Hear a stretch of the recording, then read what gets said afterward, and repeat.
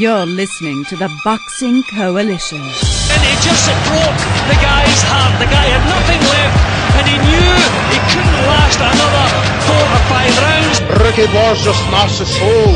What it is, let's get it. Fuck that, this your death, you nigga. You hear Let's me? get it. Go kick his motherfucker. Get that motherfucker in. Let's see you do this. Little step back, bang, bang, bang. Little step back, bang, bang. Bang, bang, bang, bang, bang, bang. Try and stop it. Bang, bang. Here I come. Bang. You want to throw sometime? Bang. Body stop. Boom, boom, boom, boom. Go to the body. Kill that body. You took his nuts, now you gotta take his heart. Yeah, take his whole soul away. Yeah, get out of here, Dale. I'll see you later. Find someone credible. Get out of here. He was higher than a motherfucker. I'll tell you, he was stoned as fuck. No, it's only a majority decision if there was an even score. There's no even score here. You're an official, right? You're an official of the state. Well, then you don't understand how to score. Oh, my God. Unbelievable. The crowd here on Fuego. He's ready to be whooped, man. He's ready to be whooped. He's ready to be whooped. And Alan Foster has stopped it. Wow. That is going to be controversial. But you really liked to stand toe-to-toe with him in the 12th round, even if you thought you won the fight. It was on. Did you like that? I love you. Hello, and welcome to the Boxing Coalition, a place to discuss anything boxing. We have a rotating panel of hosts that consist of Kimo, Mao Alpha, Cam, Daniel Lim, and MV Chu. If you want to have your say, call in on Skype. Just add Box Coalition and get involved in the show. Hi guys, and welcome to another episode of the Boxing Coalition. My name's Cam. Joining me tonight is nobody, because nobody can be bothered to turn up. You can't see it because this is radio, but I'm shaking my head in disappointment. Very disappointed. Yo, but I just want to bring up 2 points before we start. Firstly, I want to send our best wishes to our co-host Kevin Horn. He's undergone back surgery today to cure a back problem that's plagued him for a long time. So we hope it went well. I spoke to him earlier. He said he was in a lot of pain, but the doctor and the surgeon said that the op went pretty well. So hopefully he'll have a speedy recovery. If you're on Twitter, send him a tweet, send him a get well soon tweet. His handle is @KevinHorn_KH. So it's KEVINHORN_KH. The second point I wanted to mention is we are having a Kimo special on Friday before the Khan fight, before the Timothy Bradley fight, and hopefully I spoke to Daniel Lim. He'll try and be on the show. MV Chu will be on as well. The reason he's not on today is because he had to go to work, which is fair enough. You got to pay the bills. I spoke to Mao. He said he'll try and be on. So it's almost a bit of a reunion show. And it's quite fitting because next week is our 1 year anniversary. We started last year in December, our first show. So the Kimo special, Friday, 8 PM UK time, 3 PM East Coast, and 12 PM West Coast. And that's about it. So let me get into Lemieux Rosado Saturday night at in Brooklyn. Let me just see Milos. Let me just reply to Milos in the chat. He's typed on Skype. He says he'd call in if there's no one on the show. So yeah, Rosado. For me, I was gonna pick Lemieux. If you look at the predictions league now, I did end up going for Rosado. I'm not gonna blame the person that I want to blame. Shout out to King J. King J kind of convinced me to pick Rosado. So it's not King J's fault though, it's my own fault. I should have stuck to my guns and kept with Lemieux. But I did go for Rosado. I thought maybe this is going to be the fight where he's actually going to win one of his big fights. He had the surgery, for the eye tissue, over the scar tissue. So I thought perhaps maybe this would be the fight. I'm not really being high on Lemieux. I know he's got the power. He did use the jab a bit better for me in this fight that he has in previous fights, but he just swings too much. There's no finesse to Lemieux. which obviously, if you like Rock'em Sock'em, which is fine enough, I'm a guy that sits in between of liking like traditional boxing and a bit of Rock'em Sock'em. But I was impressed with Lemieux. His footwork was still a bit slow and stuff, but he definitely cut the ring off and went after Gabe. Gabe's performance, I thought it was a decent performance. The fourth round for me stood out. I enjoyed the fourth round. I thought both of them going back and forth.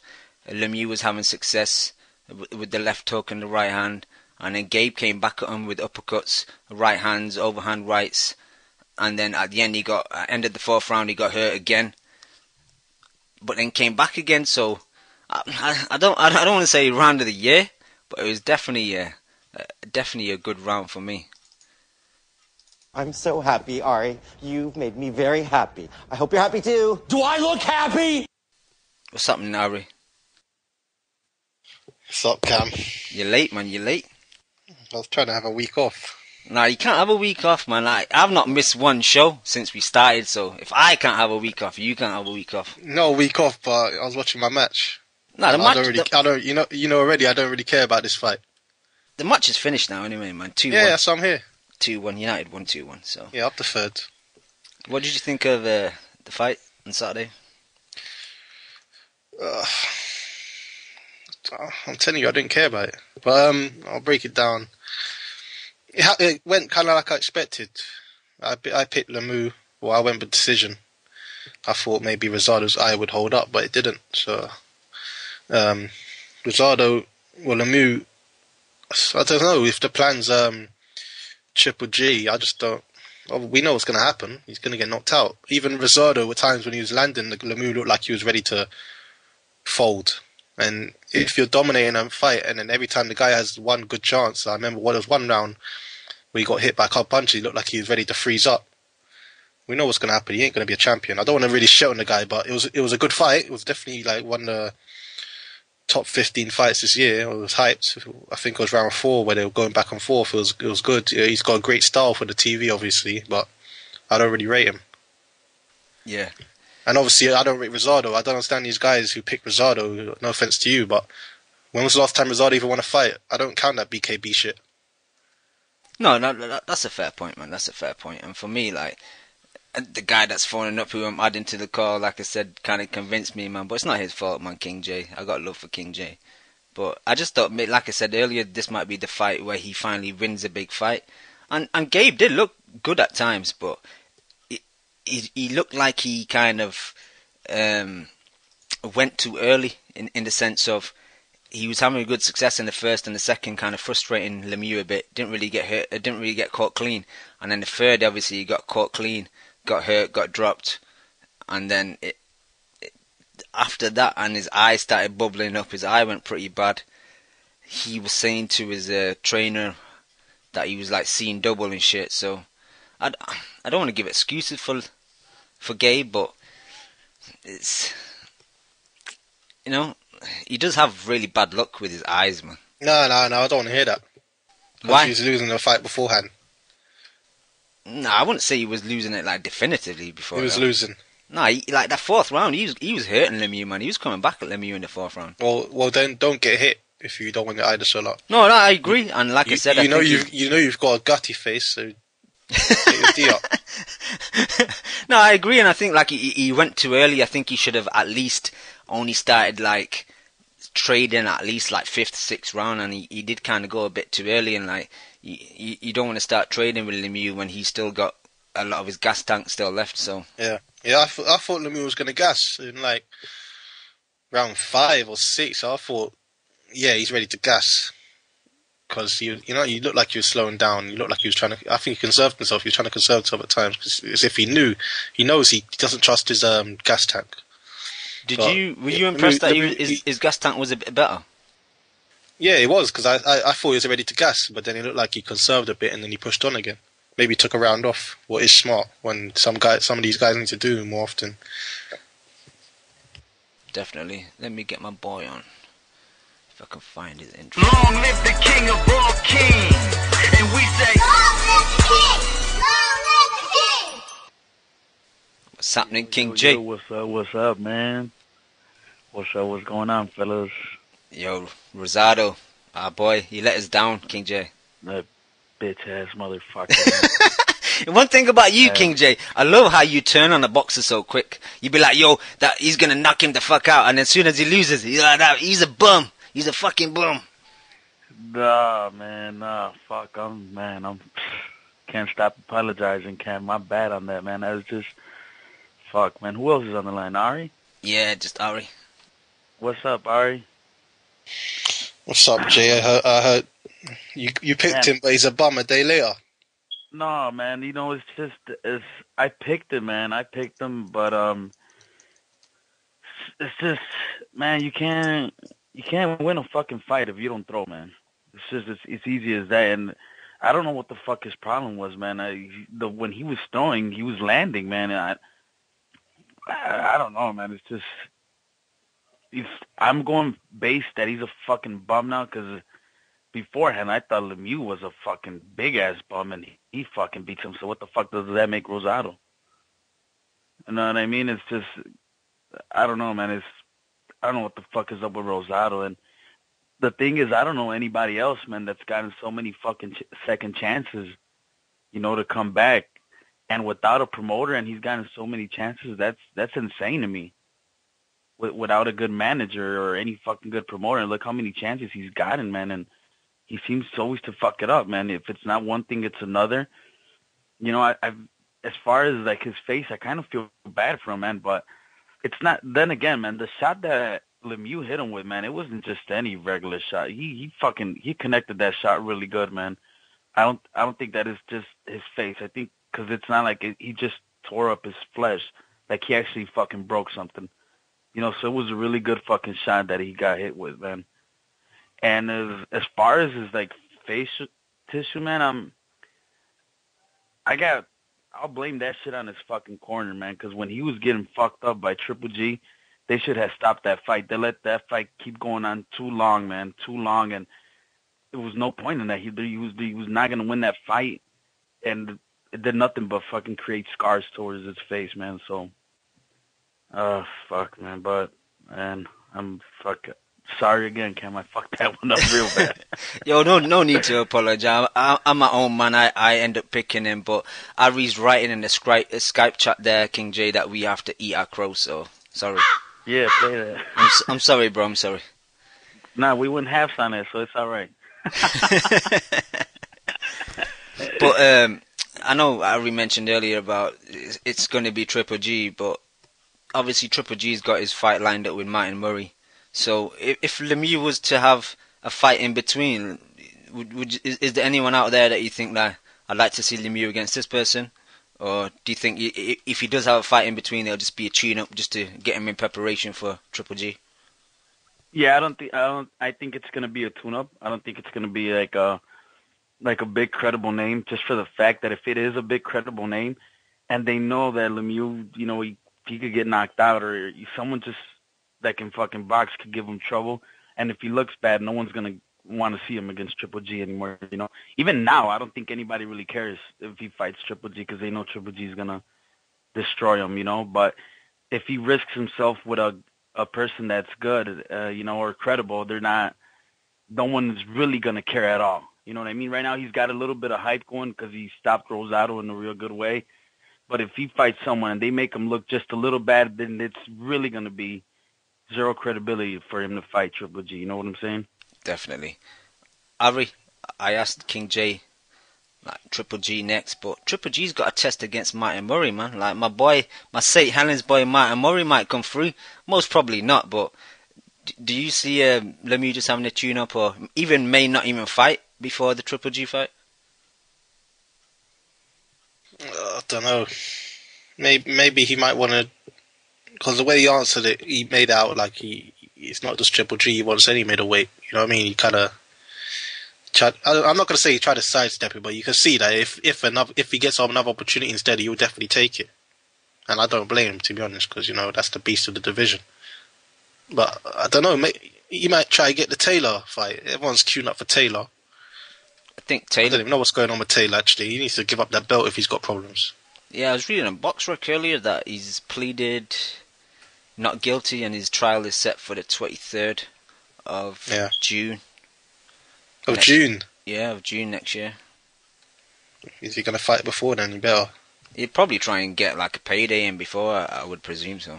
We need to get that belt away from him, man, as soon as possible, because he's just holding up can't even say he's holding up the division, but he's holding up a belt. Yeah, no, I agree. And I asked about Lemieux, what's next for Rosado? What's next now? Do we just see him like becoming a maybe ESPN type fighter or staying in the game, or do you think? Because to me, like, the atmosphere in that 4th round in that arena was amazing, and like Rosado, even though he gets beat up and shit, he is in fun fights to watch. So do you think one of the big networks will give him another chance, or do you think that's it now? I don't think that's it for him. You know, as far as like the network's giving up on him, I don't think they're gonna give up on him, man, because he's another the fuck is this guy at 140? That Marcus just beat the fuck out of. Alvarado? Yeah, he's another Alvarado, you know, even though they put him in against someone that he might win or he might lose, he always comes with a good fight, you know? So I don't think as far as the networks, they might not give up on him. But honestly, man, that broken orbital bone, man, I don't think that's nothing to fuck around with, you know? You seen what happened with Margarito, everything he had to go through just to get the fight cleared, to fight against the rematch against Cotto. I mean, they were talking about that if he got hit real good in that eye again, he could fucking go blind for the rest of his life. Like, why would you risk yourself that much, you know?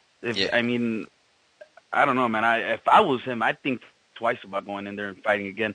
Not saying in the, you know, in a way like he would be scared to go in there again, because we know Rosado, he's not scared, you know, but just as far as thinking of, like, his health, you know, I mean, he got the kid and everything, so I don't know, man. That's a big injury, man. That might set his plans back, but I don't know, man. I don't know. If I was Rosado, I don't know. I'd think about it.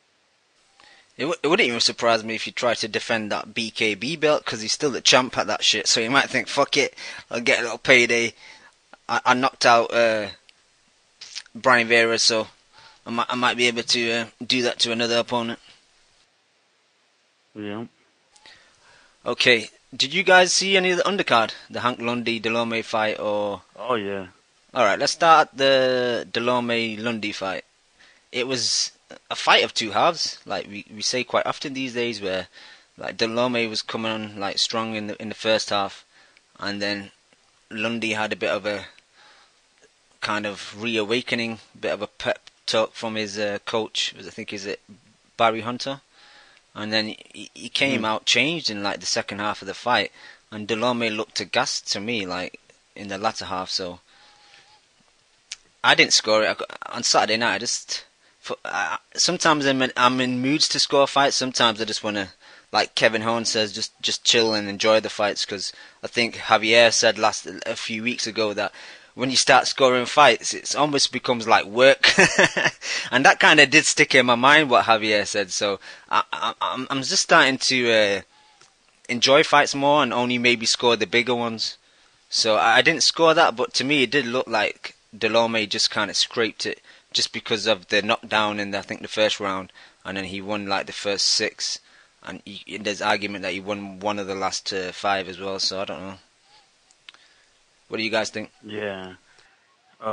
You want to go first, Ari? No, you can go. Man, as you know, Delorme won, man, and everything, but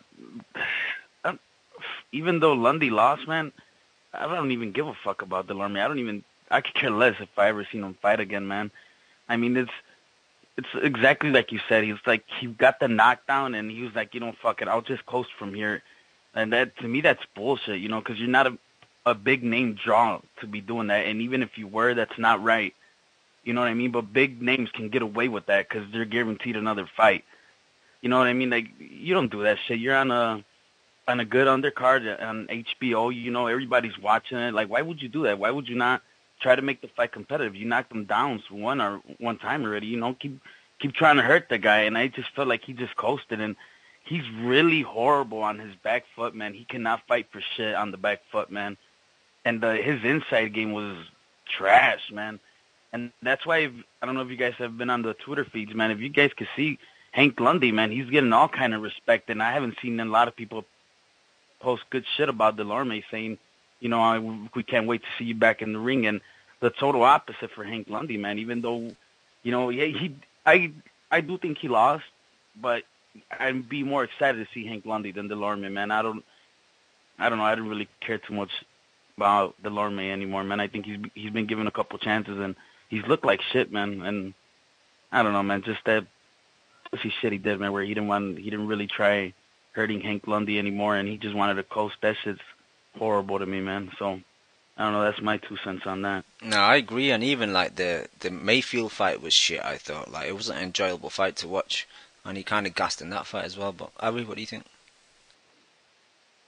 I kind of watched this fight with one eye. I was doing something else at the same time, but from what I saw, yeah, Delarosa is just ready to fold anytime he gets pressure. But he banked on. He had early rounds to bank on because Lundy wanted he wanted the boxing outside with a tall guy. So that's Lundy's fault as well. And then obviously his trainer got onto him. But I don't know. I didn't really see a lot of the fight, to be honest. But Lundy looked like he done his thing. But I definitely thought Delarosa was going to get the decision because of the early rounds. But I don't really have anything else really to say about the fight because I didn't really watch it that much. But yeah, I'm not impressed with Delarosa. I was saying before the fight that, you know, I mean, that's the fight I was kind of looking forward to more. But I don't know why I said that because I forgot that the Mayfield fight wasn't that good. This one wasn't really that good. He looks like he hasn't really got heart. I don't want to say that because obviously I'm not a boxer, but he looks like he's ready to fold. You know, when he gets pressured, yeah, he looks like he's ready to fold at times. And anytime he fights a pressure guy, he's always looking shaky in there. And they're saying he's going to fight for a title next, but I don't know who he's going to fight, and I don't see him winning one either. So, but if he wants to fight for a title, of course, then do your thing. Yeah, and the last few rounds, he was running as well. He was barely throwing anything, man. He just wanted to survive. That's what I'm saying. That's the problem I have, man. Like, you know, okay, it's one thing to win the first 6 rounds, you know, and let's just say you lose the next 4. But you want to secure the victory, okay, you know, you don't run, you know, but play a defensive mode, you know, the next 2, and in the 12th round, give the people a show, you know, go in there and try to hurt the guy, you know what I'm saying? But don't fucking stink the joint out the last 5-6 rounds of the fight, man. That shit was horrible to me, and you know, to credit Ari on what he just said, man, he has this face, like, I don't know if it's just me, but it looks like every time he gets hit, he does this face where he might fucking fold, you know. I don't know, if he was in there with a big puncher, they'd probably lay him the fuck out, man. I don't know, man. I don't know, man. Maybe I'm just talking too much shit. I wouldn't care if he boxed again. King J wouldn't lose any sleep. Nah, I would not lose any sleep, definitely, man. Okay. Not for him. There was a nice knockout in the third televised fight we had. Is it James Delarosa, the guy who beat Alfredo Angulo on the Floyd undercard early in the year? He was facing Hugo Centeno Jr. The fight, I think there was a knockdown in the first. Delarosa went down from like a power jab from Centeno, and the rest of the fight up until the knockout was a bit mediocre, really. I know Max and Andre Ward were talking about Centeno being like a sparring partner for a lot of big names, and maybe he's got that mentality now where he kind of coasts through fights rather than ups the pace when he needs to. I can't really give my 2 cents on that because I haven't really seen much of him. I think that's the first time I've seen him fight, to be honest. I might have seen him on an undercard earlier in his career and I've not noticed it was him, but yeah, the fight up into the knockdown in the 5th wasn't all that, but the knockdown was impressive. He was kind of like worked his way into like a southpaw stance almost, and he slipped Delarosa's jab and just kind of went in with the left hand and just caught him right on the button. Delarosa just kind of fell face first right into the canvas, and the ref just called it off straight there. It was quite a brutal knockdown and a knockout. Shout out to Jas. He nearly got Pacquiao. Is that you know what? And that he might have got been a little worse. I mean, it wasn't worse because he didn't fall asleep, but the hit itself was so brutal that even before his body hit the floor, did you see the ref? He literally as soon as his body was going halfway, he fucking went, none of that shit. This shit is over, and then he hit the floor. Yeah. I mean that shit was a perfect. Look how he hit the floor. Shot, man. It came out of nowhere so much that he couldn't believe it. Look how he stumbled as if to say, "Oh shit, I just got hit," and then he dropped. Because that come out of nowhere. No one saw that punch coming. No, you're right. Yeah. Like, I was quite surprised as well the way he just dropped. Like it was, I think Ward said it and the replay that, or it might have been Lampley, that it looked like he kind of recovered from it, but it's just he just fell over like a ton of bricks, man. It was quite shocking how he just lost it and went over. But you guys think that that Triple G sparring really helped him out? I don't know. I think they were just saying that, to be honest. It might have. You never know. But I think they were just kind of trying to put Triple G's name out there again. I think that he was. I think it was the other way around, Cam. I think he was writing off Triple G's name. You know, like, oh, I sparred with the great Triple G. I'm fucking this amazing, powerful guy now. But I don't know if the sparring helped him. But if what he said is true, that Triple G was showing him how to use his body momentum and how to stabilize himself in the ring when he's punching, then it did help him, man. Because that jab, that power jab, was perfectly placed, man. And his body, you know, it was a real good jab. When he knocked him down in the third round, that was a real perfectly set jab. And it kind of it reminded me of the jab where Triple G knocked down Stevens. Kurt Stevens. So yeah. It reminded me when he knocked down Stevens. So if he might have showed him that, then kind of, yeah, I think it might have helped him out, man. But that knockdown, didn't that shit look like Martinez on Williams? Yeah, they said that in the commentary as well, and that's exactly what it was like, man. A very brutal knockout. And you know what's crazy, that I watched it again yesterday, and when he's hitting him and he lunges his body forward, he doesn't fucking blink, man. Like, he's looking to see where he's at. That shit, that was nuts, man. I picked him, man, but I kind of felt bad, man, after that knockout, man. Fucking Delarosa looked really fucked up. And Delarosa impressed me against Angulo. I know it's like a shade of the Angulo that we've seen and we've loved in the past, but he did again a good job against Angulo, and he took some of Angulo's big punches as well, so I was expecting a bit more from him. But like I said, the Centeno, I've not seen much of him, so yeah, I was impressed with Centeno. I expected more from him, man. Didn't you expect Delarosa? I don't know, man. It felt like he was on chill mode right off the bell, man. Like, I don't know if he was really trying to be a technical boxer or some shit. He was thinking too much, man. He wasn't letting his hands go. Yeah. No, I agree. Like, he was impressive against Angulo, but he didn't have that same, I don't know, mentality like you're saying. He was on a chill mode. Like, Ari, what do you think? Did you see all of this, or did you have one eye on something else as well? All I saw was the KO. Okay, fair enough. No, at least you're keeping it real. At least you're not trying to make it up and say, yeah, I thought this. But let's move on. Like, did anyone see the Pascal bullshit? Nah, man.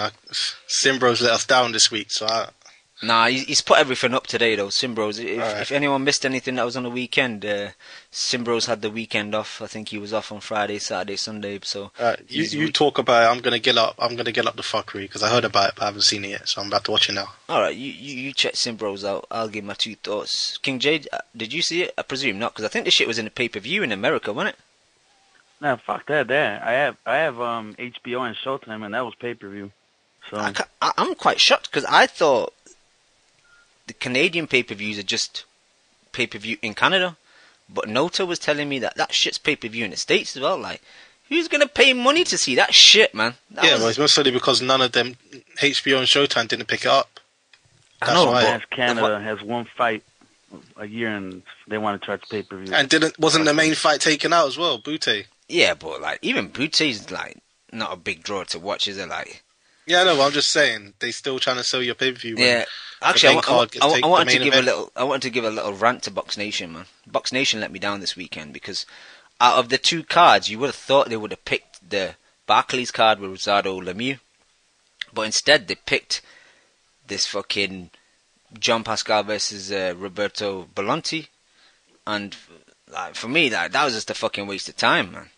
Because out of the two, why would you go for this card? The only thing I can think is finances, because obviously they spent a lot of money this month on the Billy Joe and the Tyson Fury card in London, so they probably thought, fuck that, we need to save a bit of cash, and the rights to the Pascal fight were probably cheaper than the rights to the Lemieux Rosado fight. That's the only thing I can think. But I'm just killing time so Ari can watch it. It's in the second round, Ari, halfway through the second round. I've seen it. I don't know. Alright, let me give, if anyone hasn't seen it, let me see what happens. So the first round was a bit of a close round. Pascal didn't do much. The commentators were saying maybe even Balante nicked it because he was a bit more active. I maybe agree. Alright, so we give the Balante the first round. Second round, Pascal came out firing heavy, loud body shots, right hooks to the body, left hook to the body. And Balante just looked unnerved. I think he got on with a few headshots as well.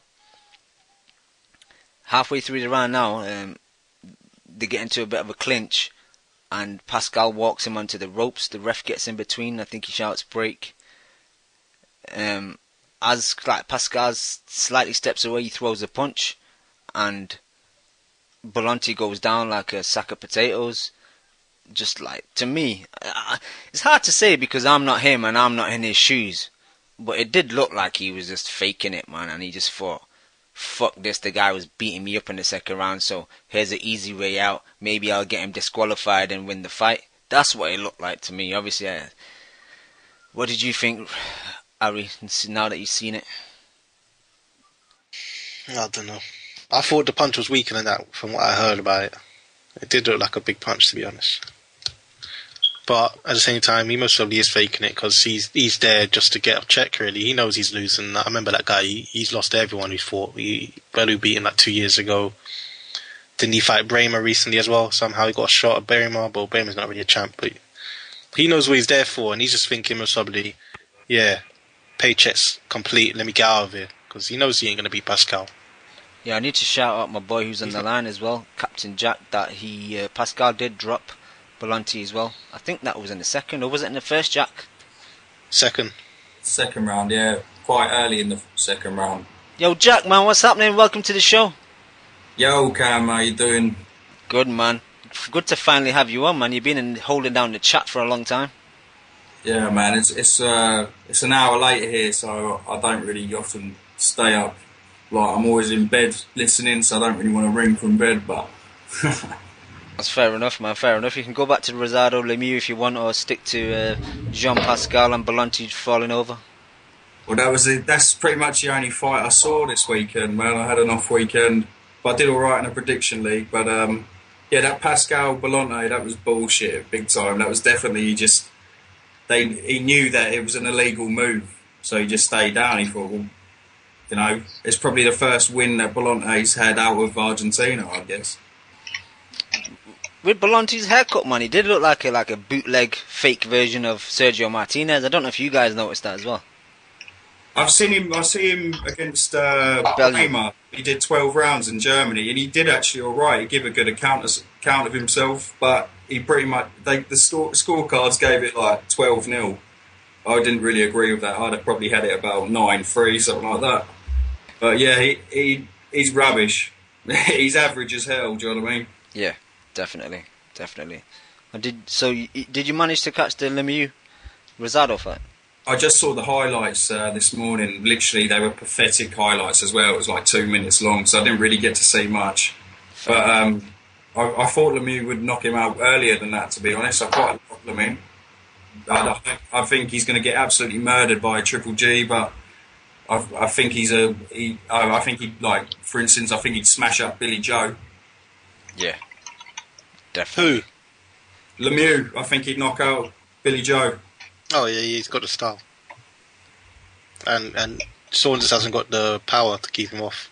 He's got no stamina, Billy Joe, has he? Nah, after 6 rounds, he can't hang with someone. You know, yeah, actually, at the same time, it must probably be whoever gasses first. Battle of the gas tank. Yeah, they both got terrible stamina. Yo, Jack, is there anything else you want to talk about, seeing as though you're on the line? Sorry, mate. Is there anything else you want to chat about while you're on the line? I know you go to a lot of the German cards, and today obviously was announced that Arthur Abrams got the rematch in Germany with Paul Smith. Yeah, I hate Paul Smith though. Unless there's a great undercard, I'm not going to that. I hate Paul Smith. What a twat. He's up there with Carl Froch, you know. I think he's worse. Yeah, well, that's good shout, Harry. To be honest, like they're up there together, definitely. Yeah. What are you doing in Germany? You live there?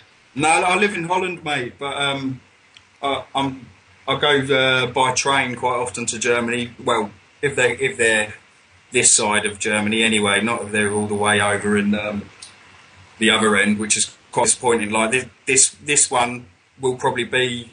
If I did want to go, it's probably about 9 hours by train. I probably won't bother even if it is a good card, personally.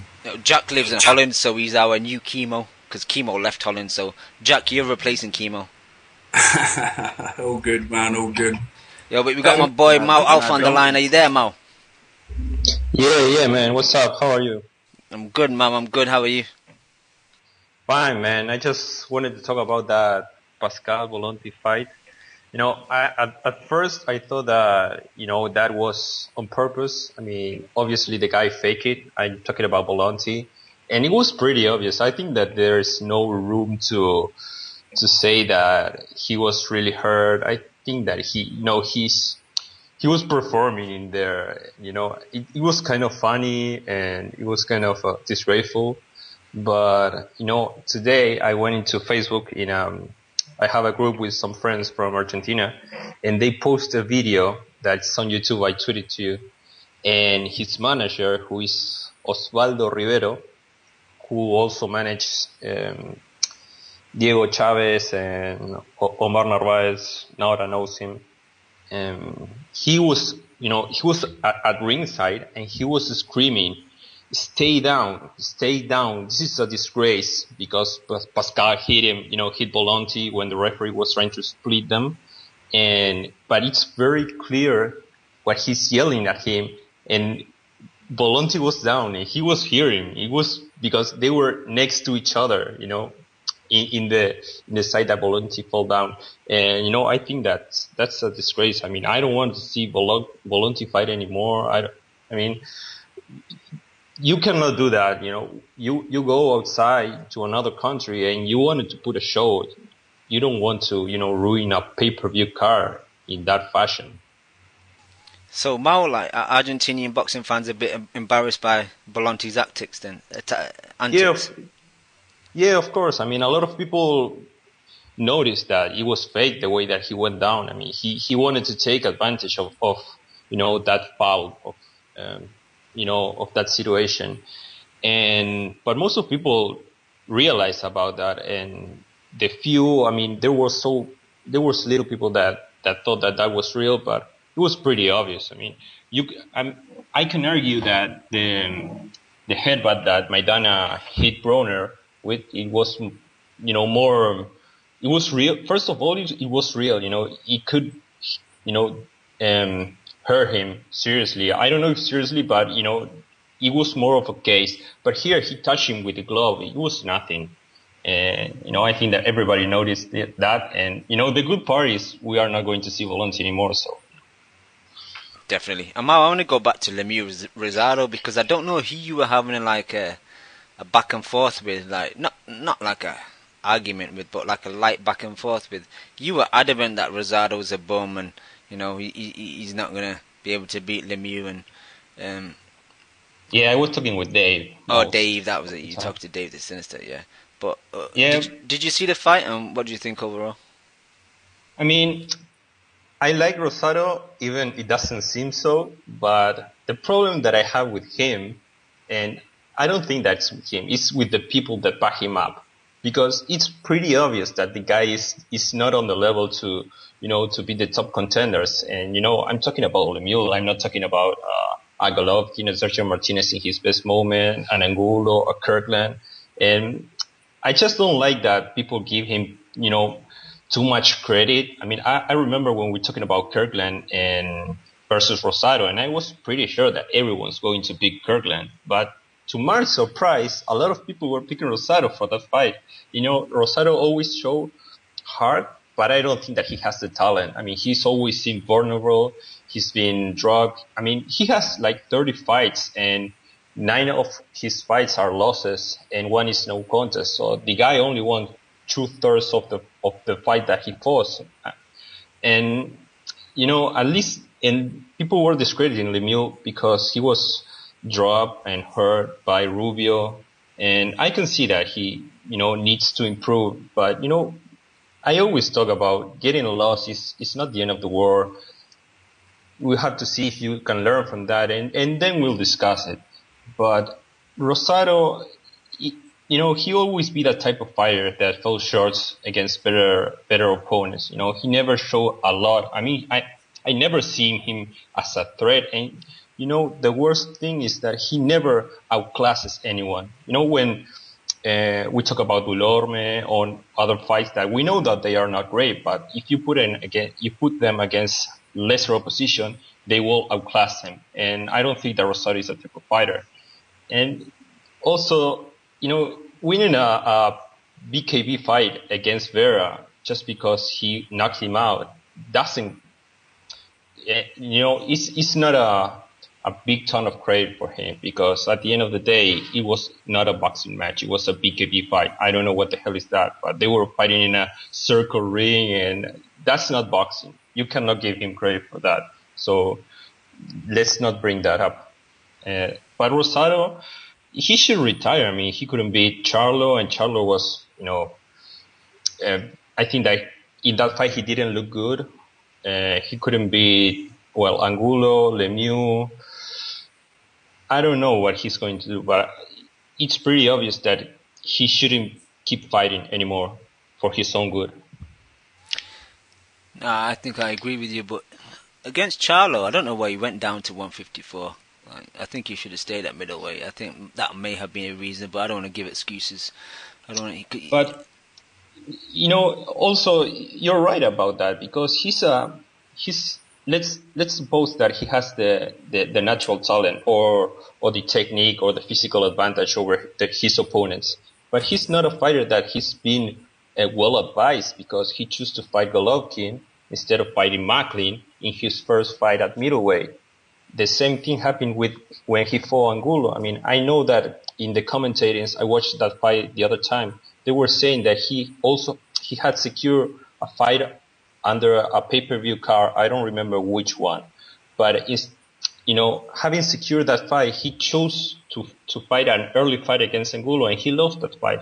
So sometimes fighters need development, and I don't think that he was well advised in his career. So if you have a good fighter, but you don't advise him in the right way, he eventually will lose, and you might ruin his career. So I think that might happen to Rosado too. Great breakdown, Mal. Great breakdown. Okay. Anyone got any final thoughts about this, or the undercard, or Pascal? Because I'll just give a quick rundown of a few other fights that happened over the weekend. So in Germany, we had Jürgen Bremer versus, I don't know how to pronounce this guy's name, Paweł Głowacki. First round blowout. He kind of hurt Głowacki. I didn't see the punch he hurt him with, because the camera kind of went to another shot, and when they came back, he looked visibly hurt. Was it a liver shot? No, not the one he dropped him with though, but I mean the one before he kind of walked backwards into the corner. I hit him with another body shot before. They were all body punches. Like, there was one even like in the first 10-15 seconds of the fight, which he winced at. Yeah, I saw that one. Yeah. I thought maybe that the Polish guy had possibly had some damaged ribs, because he seemed to go down so easy, but who knows? Yeah.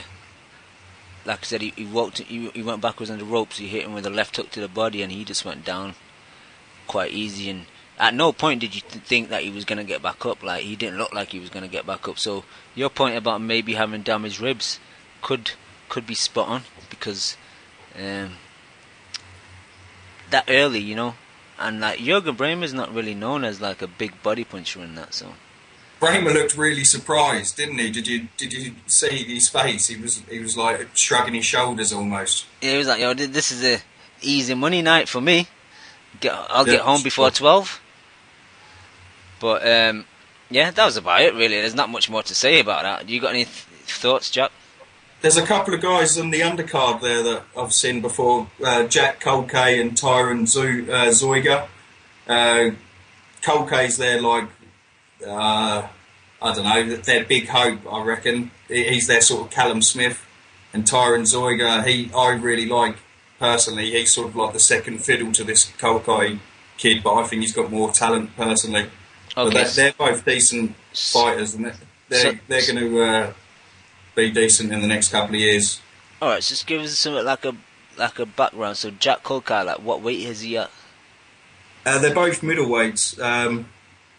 I'm pretty sure middle or super middle. I can't 100%. Okay. I'm sure they're middleweight. I was looking at Boxer yesterday. Are they both German? Like, yeah, they're both German. Kolke, they speak English to him in the corner. I think it's an American trainer. Obviously, his name's English or American as well, so I presume he's either half English or American. And he's a short guy. He looks really small at the weight. Like, he was fighting the journeyman at the weekend, and he was struggling with him a bit. He doesn't seem to have any power, but he's very talented boxer, you know.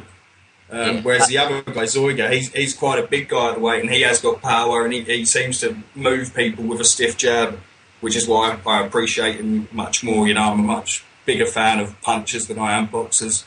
Yep. I think I've seen Kolke before on like a Box Nation show. Like, the name sounds familiar. So yeah, I'm pretty sure Kolke has been on Box Nation. Yeah, I think like they were kind of hyping him up as well. So yeah, definitely. Okay, and the next fight I want to mention is Juan Francisco Estrada. Got 10-round UD over Gilberto Alvarez. I didn't see the fight. I think Simbro's put it up today. It was on BN Sports. He's got a HD rip of it up that you can stream as well. But I think it was just a one-sided fight, so I probably won't go back and watch it, to be honest. And also we had Prize Fighter. I'm ashamed to say I did watch it. Ari, we can hear you yawning, you know. You're not on mute, you know, Ari. I'm ashamed to say I watched the Prize Fighter. It was decent enough, man. Like, there was a really brutal stoppage of one of the fights. Guy got knocked out, bounced against the ropes, man. And the underdog came to win it. The Irishman, man, I think he only had 4 professional fights before this, and his style of just kind of throwing combinations and backing off, and throwing combinations and backing off, definitely caught the judges' eyes, and he winded up winning it. I don't know if you guys saw it. Buckland got robbed. I wouldn't say it was a robbery. Like, it was Buckland got robbed. So you saw it? And that's the last fight I saw. After that, I just turned it off, because basically prize fights just turned into who does Hearn want to win. And I don't want to say it, but I'm saying it. And I was pissed off myself for even watching it, because I seen his boy Ward get knocked down twice and somehow still got out there with a draw. Yeah, but even that was a bit suspect, because the first knockdown was a headbutt, and the second one... Yeah, but if they're scored as knockdowns, I know that, but you might think that the judges are given a bit of discretion because of that situation. They might have seen that it was a clear headbutt. Well, all I'm saying is, Hearn was all over them cards, and that's the last thing I'll say about that card, because I don't care about prize fighter, and I don't know why I was watching it. Because I actually didn't see the final. I don't even know who won. I turned off after that. I seen Buckland get robbed, and I just turned off. Yeah, the Irish guy won. What was his name? Is it John O'Carroll? Yeah, he beat Stephen Foster from Manchester in the first fight, and then yeah, it wasn't great to watch. It's just, to be honest, I was in the UK where I am. For people listening that live in different countries, Sky Sports cards are usually on about 7:30, 8 o'clock PM. So if I'm waiting for like a big US card to start at like 2 AM, if there's fucking some shit boxing, I'm gonna watch it because there's nothing else on anyway. In the UK, you have a lot of these fucking reality shows and X Factor and singing shows, and I don't watch none of that shit. So if there's a prize fighter run, I'm gonna watch it. So that's my excuse anyway. But let's get back to, seeing as though we got Jack on the line and he lives near Germany. Let's get back to the Paul Smith, Arthur Abraham. For me, I think this is gonna be a lot easier fight for Abraham this time. I think he kind of underestimated Smith in the first fight. Maybe didn't take him serious enough. Maybe didn't train hard enough. So I think this time he's gonna bring his A game. And Paul Smith hasn't really got much more to give than what he gave in the first fight. Like, I think that was like his best ever performance, and it was a close fight, but a lot of people had him just slightly losing. So if a better Abraham comes to the table, for me, he should win it more convincingly. Jack, our guest from Europe, what do you think? I think you've got it pretty much spot on there, Cam. Yeah, Paul Smith came in looking pretty impressive. Paul Smith, yeah, and Abraham tried to just coast to victory, which he did pretty much. You know, it was a tight win. It obviously wasn't anywhere like how the judges had it, but that's got to be expected when you go to fight away. That's why they always talk about home advantage, you know. And yeah, I think maybe even this time Abraham might stop him. No, I agree. I think there might be a stoppage in this fight. Ari, what's your thoughts? Just don't start your sentence by "I don't really care." No, I'm not going to say that. I'm going to say I thought that Heyman money made people do things, but that Sky Hearn money's got Kale dancing like a...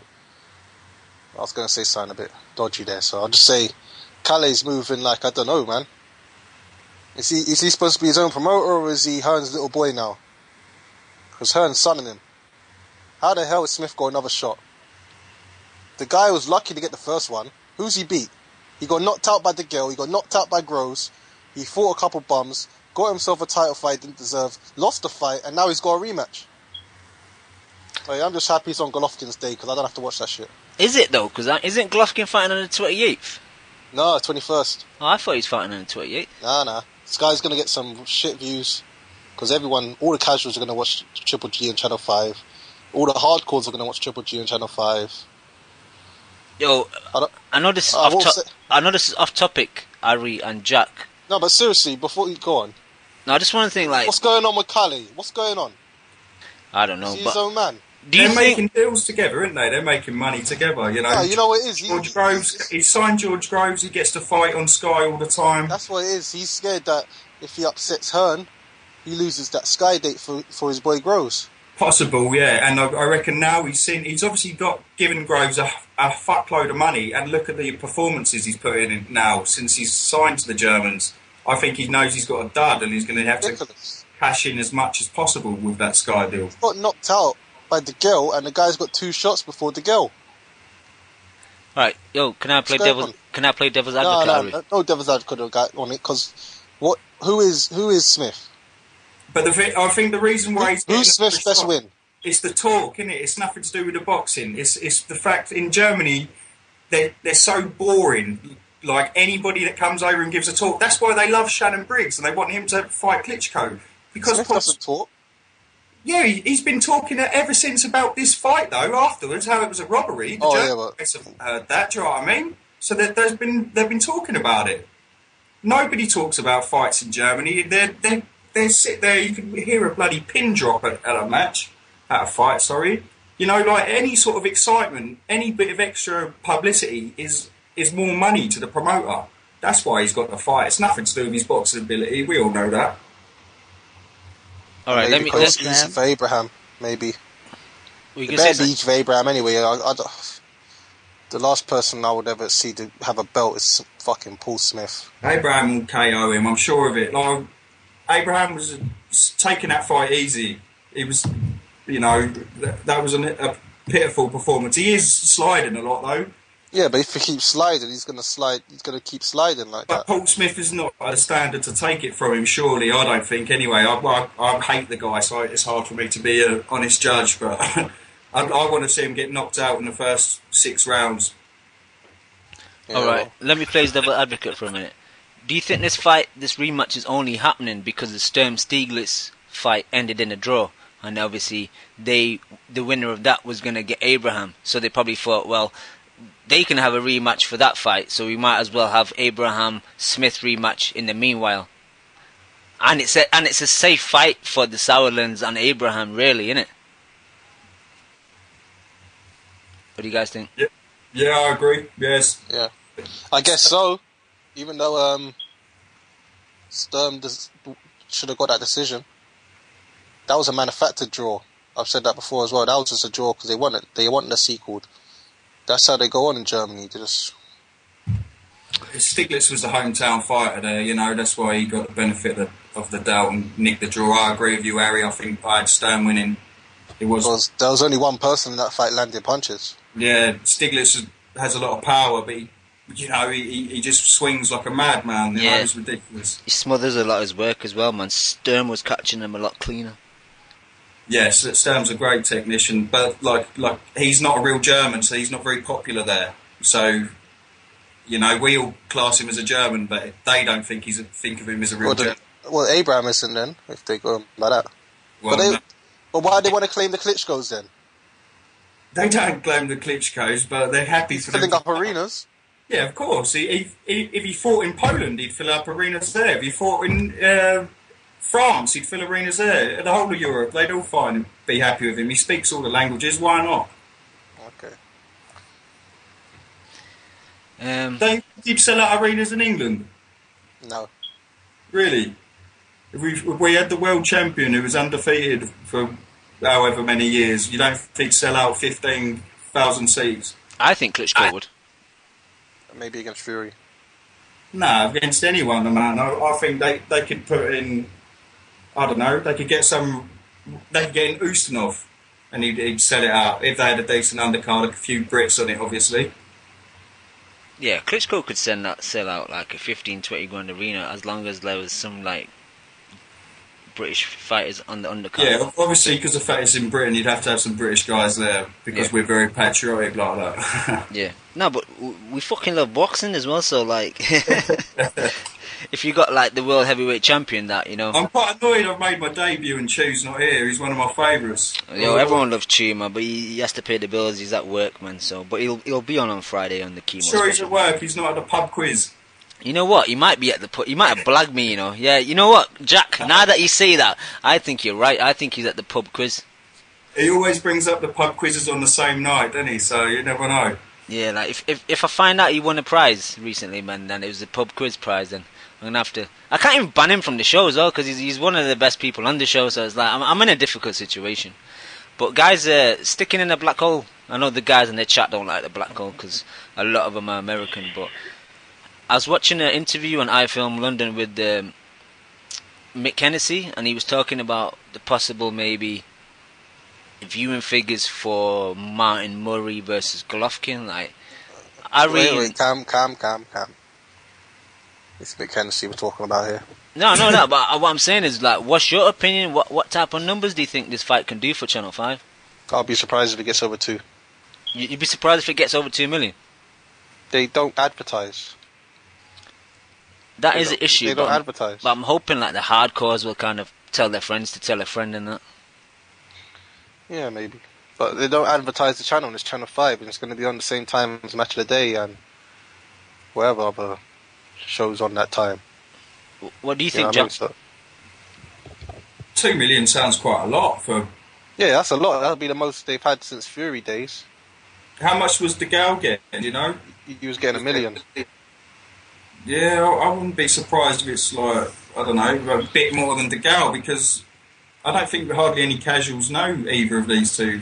And casuals are your main audience on Channel 5, aren't they, really? That's true. That's true. But let me get to the phone lines. We've got our boy Chad on the line. Are you there, Chad? Yes, sir. What's up, guys? What's happening, Chad? How you doing? What up? Oh, doing pretty good, man. Just chilling. What y'all think of the fights last night? We've kind of give our 2 cents, Chad. What did you think of the fights on Saturday? On Saturday, yeah, that's right. Well, Lemieux looked pretty good. I mean, obviously had the same kind of punch variation, left hook, straight right hand. Nothing too crazy, but he does overwhelm his opponents. Think Gabe's done. He's taken way too much punishment, and I just think that maybe it's time to just reevaluate his career. But as far as the other two fights, Hank Lundy looked decent the second half of the fight. Delorme kind of looked scared. I think Abner took his soul. And that's pretty much how that fight went. Fight of halves, basically. Yep. First 5 went to Delorme. Second half went to Lundy. And then on the Centennial fight, and it was a good knockout. Centennial looked bloody during the fight. I thought the fight was actually turning in Delarosa's favor, but I guess he walked into one. Yep. So it's pretty nasty. But yeah, I mean, that's pretty much my takes on those fights. It's pretty self-explanatory. Yeah, it wasn't a great weekend in boxing, but Chad, today we're not really discussing next week's fights, but in case you can't make the Kimo special on Friday, have you got any thoughts about next week? We've got Khan Alexander and Tim Bradley versus Diego Chavez, and got quite a few fights. We got Matt Korobov versus Andy Lee as well on the HBO undercard. Abner Mares is back. Yeah, there's quite a few. Anything you want to pick up on? Definitely. I think the fight of the weekend could surprisingly be Korobov versus Lee. I don't think either of them have that one-hitter quitter power, but with the exception of Lee's last fight, he was getting tore up really. So I think it's probably going to be a bit of a war, but I've got Lee in that one. Andy Lee to get the title. Yeah. Against who? Against Korobov. Oh man, I don't know about that one. I just think that Korobov's a bit inexperienced. I wasn't too impressed with the showcase fight on HBO. I just think that Lee has a little more experience, and as far as being a pro, I know Korobov was a great amateur, but this is a pro game. I just think that Lee's got more of the pro style going for him. But I don't know, man. I think that Lee will pull it off and end up getting the strap from, I guess, Korobov. Did they upgrade him to full champion, or is this just going to be a vacant title? Yeah, it's for the vacant. Yeah, vacant. Okay, nice. Yeah, as far as Bradley Chavez, I've got Bradley in that one. I just think that Bradley will probably outbox him. Stick and move, keep him on the outside. I think he, I was hearing the media call, and I think Bradley kind of learned his lesson. He said he was being something that he wasn't in the Pacquiao fight, which I completely agree with. I think he had more success boxing on the outside against Pacquiao. Making Pacquiao miss a lot. Of course, Pacquiao's basically his Achilles heel, with him basically just losing a piece of his calf, second time around and breaking his ankles the first time around. But I think Bradley, if Bradley, if all his faculties are together as far as, his legs are great, then I think Bradley, no problem. I don't think he can get pulled into that kind of slug match anymore like he did with Provodnikov. I just think that it's going to be an easy night for Bradley. Khan Alexander, I've got Khan in that one. I think Khan's just going to be a little too much for him.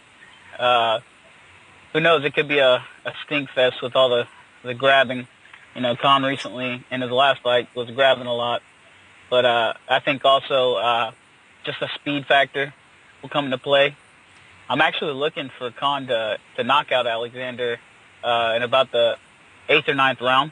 Yes. Finish him now off you're there. talking. I just don't think Alexander has the power. I never Saudi did, and other than his boxing ability, which I don't think will be a problem for Khan, we kind of saw that against Zab Judah. Even though Zab Judah's a southpaw, I just think that Khan really doesn't have much problems with a boxer. Let's see. I think that was all the fights, right? What else is going to be on this weekend?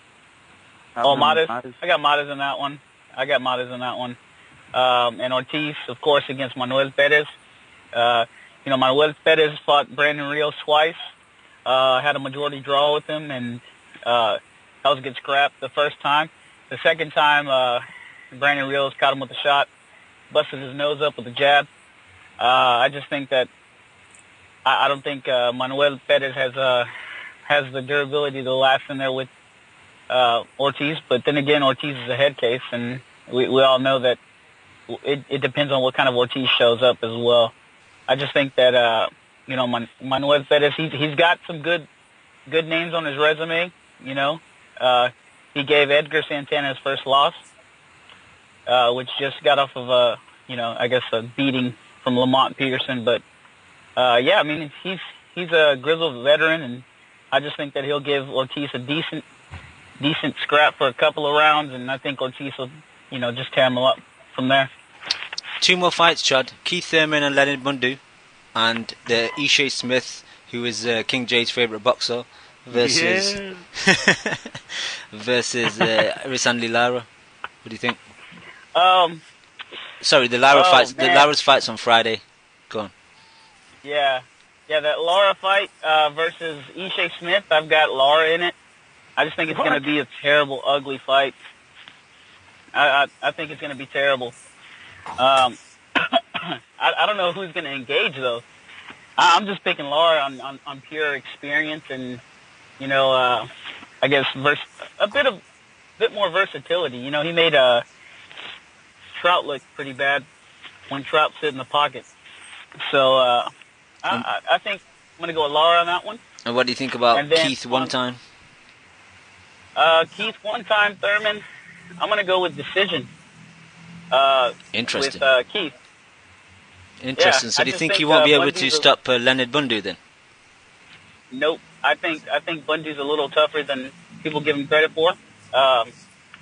He's I guess an older boxer, but he does have some good boxing ability. I just think that Thurman's not going to be able to land clean on him, and I think that it could end up, either being a split decision or a unanimous decision for Keith. Yo, Chad, excellent breakdown of fights. Anything else you want to talk about before I let you go? That's it, guys. Man, I just wanted to give my picks. I appreciate you guys. You guys get me through my week, definitely. Yo, shout out to Chew and all of them. Definitely, Have a good one. Yo, thank you, Chad. Thanks for the kind words and thank you for phoning. Take care. Alright, let me guys get to my boy. Jose is all about the sexy name. I'm bringing sexy back. Yeah, boys. Boys, what happened to Jose? Oh, great weekend for Canada, man. Great weekend, Finally nice to see. We don't have to cheer for a transplant Canadian, man. A real Canadian. Real Canadian, Like, that's what real Canadians are about, man. Like, sons of immigrants, but born in Canada, that's the shit, man. So are you impressed with Lemieux's performance then? Oh, big time, man, big time. He kicked the shit out of that guy. We should have I should watch my language. Sorry, I know people are complaining about language lately on shows. You know what? We should have a new word now, man. It should be called a Mary bum. Not just a Euro bum, but a Mary bum too. Because I think that back-to-back Ameribum performances by Algieri and Rosado, man, we should just officially start using that word too. That's fair enough. What do you guys think? I don't know. I don't want loads of American people attacking me, man. So I'm gonna sit on the fence. Yeah, man. I don't know. I just thought that Gabe Rosado was just outclassed. I will say something though, man, and I was watching the fight with my wife, and we were getting excited when the Canadian guy was beating him up. But Gabe Rosado did show a couple of sparks of danger there when he exchanged with Lemieux. There was times where I was a little bit uneasy, so that's not the greatest of feelings when you're fighting Rosado. But at the end of the day, he was able to put him away, and I thought he did what he had to do. He looked more impressive than Triple G doing it, I thought. And I think the Triple G fight's got to happen with Lemieux now, and Lemieux's going to end up, as his name says, man, Lemieux means the best. So he'll end up beating Triple G too, man. Right. Wait and see, boys. I think my Skype connection is going low because Jose just said that Triple G is going to lose to David Lemieux. Let me just double check that, Jose. Is that what you said? You know what, man? You guys go by the same philosophy, so do I, man. If your man's in it, if it's your country, man, you got to support him, right? No. No. We do it when they're actually going to win it. You know what? I believe he's going to win it because that's who I want to win, and that's who I believe is going to win. How's he going to win? I might be the only guy in the world to think it, but I'm going to cheer for him blindly, man, and I hope he wins. How's he going to win? He's just going to match up with power, man. He was ready to fold, and Rosado landed like 5 punches on him. And he looked like he was ready.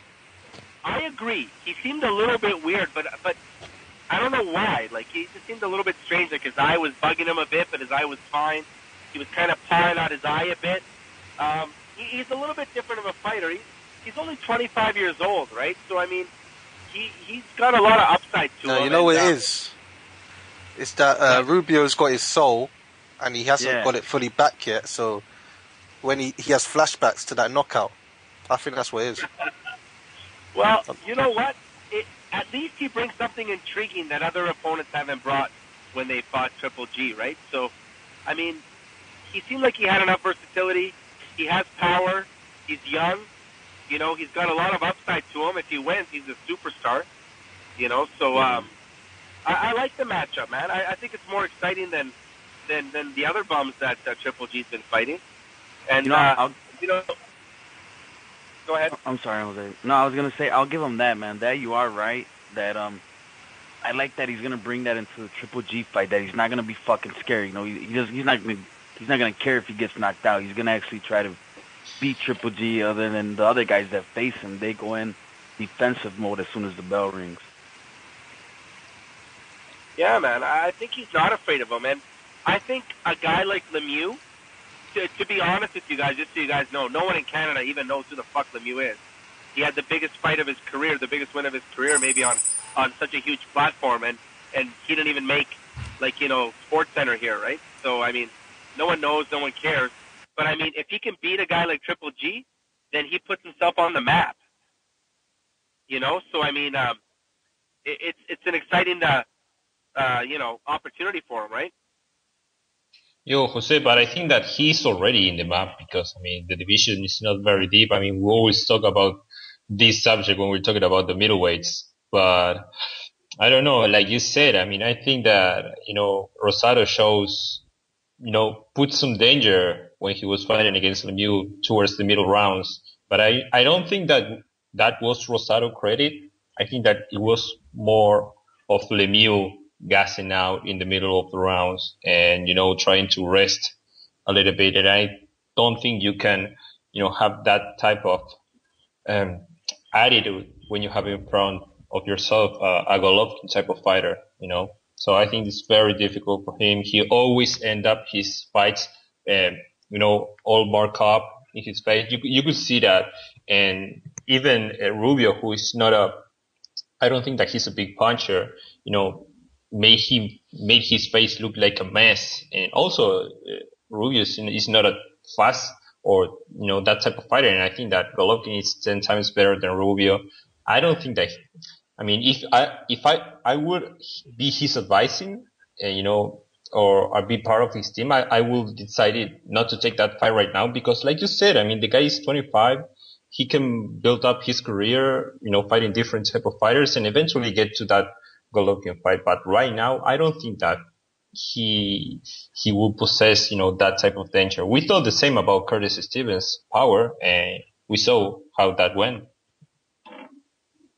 Yeah, no, that's true. But I mean, in a country like Canada, where boxing is below popularity than playing cards, like you have to fight somebody with a name to be recognized. Even if you lose, you still win. Like Pascal, he gained a lot of notoriety by fighting B-Hop. Even though he lost to him, he still became popular as a result. So I believe that Lemieux has nothing to lose by fighting Triple G, nothing at all. And he only has an upside of what he can get. So if he happens to show well or even win, then the world is his, right? And he'll be the biggest star in boxing in Canada since like Lennox Lewis, right? Well, before he went to UK and started hanging out with trannies. But you know, come on, Jose. Why are you taking shots unnecessarily? No. Sorry, it was just something I read in the news. But you know, like I think it would be huge for him. And I mean, that's the kind of fan I am. I'm a kind of fan that wants to see the best fight the best. And unlike other people who like to protect their fighters, I believe that protecting sometimes a fighter actually does him more harm than good. Like, I want him to be tested against the best. And if he happens to falter and get beat up, kind of like a Matisse did, like against Danny Garcia, then at that point you protect him. Because then at that point you know he's not the real deal, and you kind of steer him in a different type of career, right? And at that point you protect him, but he's already benefited from that elevated platform, right? So that's what I would do. I would just put him against Golovkin if possible, and then see what happens, and roll the dice, and you never know what can happen, and he might beat him. And if he beats him, he's a superstar. But Jose, you talk about Matisse getting beat up by Danny Garcia, and we saw Lemieux getting beat up even worse by Rubio, so I don't understand your point. Well, my point is, though, like, at some point they hit the big, like, the apex of their career, right? Like, that's where Matisse was. He was at the highest point, and he was starting to get tested. So he went to the highest point to get tested, and he lost. Like, right now, Lemieux was at that point. Like, that victory against, or that loss against Rubio wouldn't have really made that much difference in his career, whether he lost or he won. Now that he was headlining HBO, now he's at the top part of his career. So now is when the real test comes, right? Anything before, no one even knows, no one cares, but everything after can only help him, right? I mean, I will see that fight. I don't know. I mean, you're talking about the best fighting the best, and I just think that no one is at the level of Golovkin. So I expecting him to move up, but from all the pool of talent that's at that weight class, yeah, I think that Lemieux is one of the best. So I wouldn't mind to see that fight, but I don't think that it will be competitive at all. Yeah, I mean, reality is it's probably like a 10-1 underdog, right? And I mean, yeah. You're basically hoping for a miracle, but I mean, you never know, right? You never know, because at least he's got the one thing that's a great equalizer in a fight, which is power. Like, power is, I think, it's still like one of the best advantages to have in boxing, because if Lemieux was fast and crafty, it doesn't do anything against a guy like Triple G, because Triple G will knock you out, right? So maybe I think the opposite. I think the opposite, because you talk about Matisse and Garcia, and what happens when a guy can't stand, against your power. And if you look at Lemieux' resume, all the fights that he won by knockout. So I think the opposite. I think that he needs to be crafty. He needs to have good movement and all this type of stuff. This type of stuff that he haven't showed us. So I don't think that by just raw power, he will be able to beat Golovkin, because if someone can hold your power, you're pretty fucked up. Yeah, but that's the thing. If Triple G can take his power, then he's fucked. He's out. Because he's not going to outbox Triple G. There's no way in hell. Right? I don't think he has the ability. I don't think anybody believes that Lemieux has the ability to outbox Triple G. No, yes, of course. His only hope is knocking him out. That's his only hope. Yeah, I just don't see him doing that. I think that the fighter that will be Golovkin needs to be, some type of good boxer overall, and I don't see that in Lemieux. I don't think that by power, but I agree with you that the only weapon that he has is power. So yeah, it's that or getting destroyed. So I agree with that. Jose? Yeah, man. And did you guys hear about Manny Pacquiao, man? In what regards?